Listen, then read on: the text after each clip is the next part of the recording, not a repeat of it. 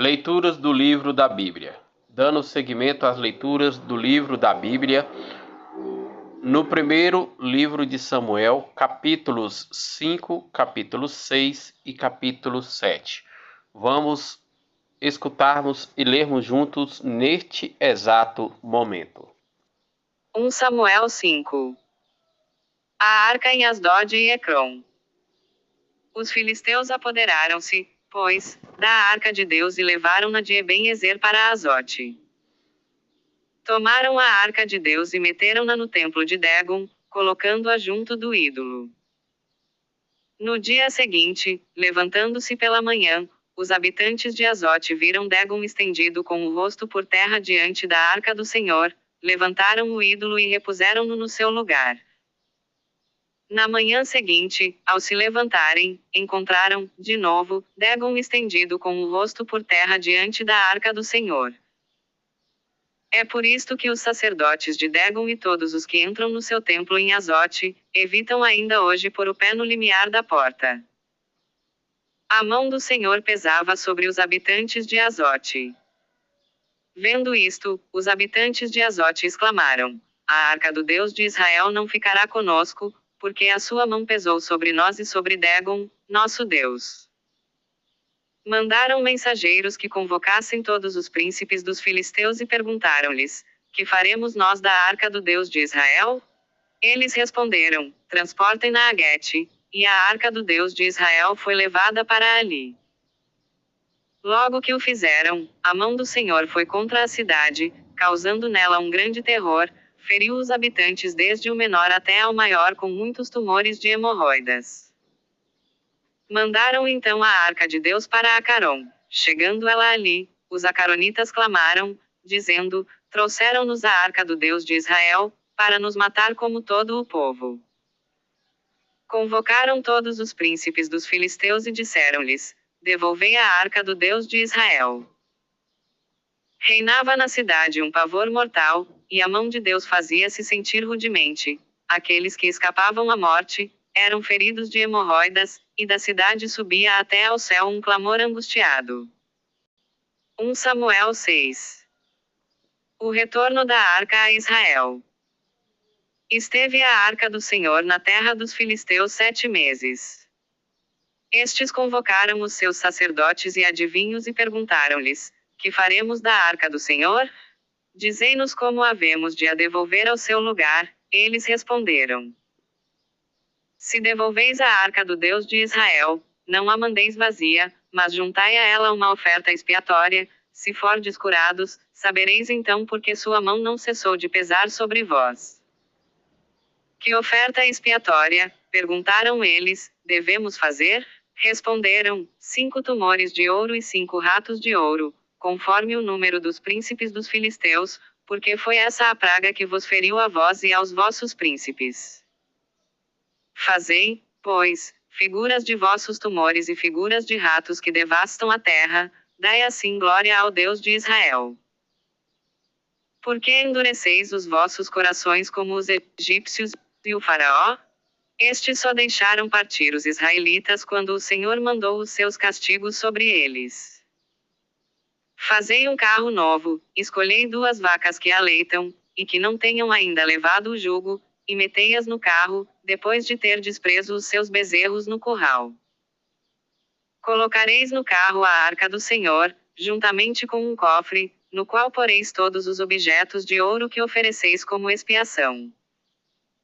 Segui-a com os olhos, se ela subir pelo caminho de sua terra, para as bandas de Bet-Sames, é o Senhor quem nos enviou esta praga. Assim o fizeram, tomaram 2 vacas que aleitavam e prenderam-nas a um carro, pondo os seus bezerros no curral. Puseram no carro a arca do Senhor com o cofre que continha os ratos de ouro e as figuras dos tumores. As vacas tomaram diretamente o caminho que vai a Bet-Sames e seguiram sempre o mesmo caminho, mugindo, sem se desviarem nem para a direita nem para a esquerda. Os príncipes dos filisteus seguiram-nas até o limite de Bet-Sames. Ora, os betsamitas cegavam o trigo no vale. Levantando os olhos, viram a arca e alegraram-se.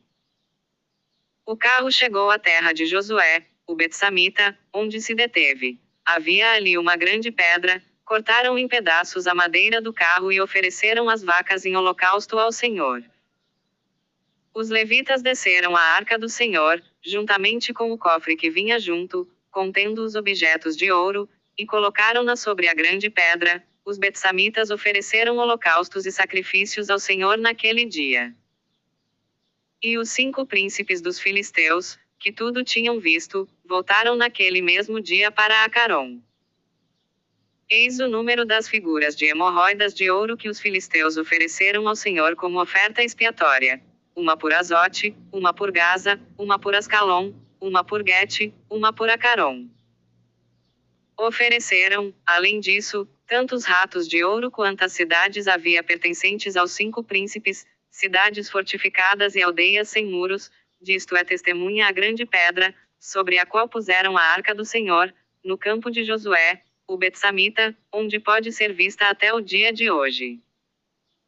O Senhor feriu os habitantes de Bet-Sames, porque tinham olhado para dentro de sua arca. Feriu 70 homens entre 50.000. O povo chorou por causa desse grande golpe com que o Senhor o tinha ferido. Os habitantes de Bet-Sames disseram: quem poderá subsistir na presença do Senhor, deste Deus Santo? E para quem irá a arca, afastando-se de nós? Mandaram dizer aos habitantes de Cariatiarim: os filisteus devolveram a arca do Senhor. 1 Samuel 7. Vieram, pois, os habitantes de Cariatiarim, transportaram a arca do Senhor, puseram-na em casa de Aminadab, sobre a colina, e consagraram o seu filho Eleazar para que a guardasse. Samuel subjuga os filisteus em Mispá. E o tempo passou, decorridos 20 anos desde o dia em que a arca fora levada para Cariatiarim, todo o Israel se lamentava, invocando o Senhor. E Samuel falou a todo o povo de Israel, dizendo: se voltardes de todo o vosso coração para o Senhor, tirando do meio de vós os deuses estranhos e as Astarote, se vos apegardes de todo o vosso coração ao Senhor e só a ele servirdes, então ele vos livrar das mãos dos filisteus. Os israelitas afastaram os Baal e as Astarote, e serviram só ao Senhor.